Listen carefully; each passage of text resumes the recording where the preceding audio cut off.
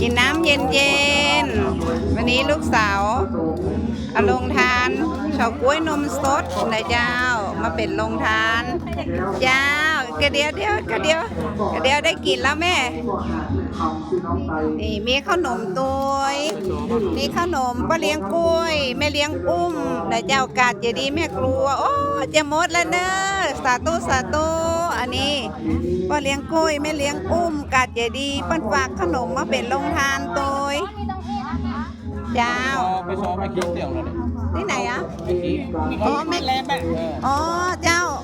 แต่ก่อนไปโซบอยตึงไอ้ปั่นแก้วตึงไอ้ปั่นแก้วเจ้ามีหลอดมีย้อนนะเจ้าแม่ตักใส่คนเดียวเลยตักใส่คนเดียวเลยสาธุพอนี่เหรออันนี้สลาบอลบอลมิวสิกนี่บอลมิวสิกยังไม่ได้กินด้วยนะบอลมิวสิกยังไม่ได้กินด้วยนะตึงยกโต๊ะยกตังตึงถ่ายรูปใช่ปะอีแม่ยังไม่ได้กินเตัวประเดี๋ยวเนี่ยโอ้ยแอตเตอร์นี่ตาน้ำเป็นเศรษฐีเด้อตาน้ำเย็นๆเป็นเศรษฐีขอให้ร่ำให้รวยตั้งคนกินแล้วก็คนตาลนี่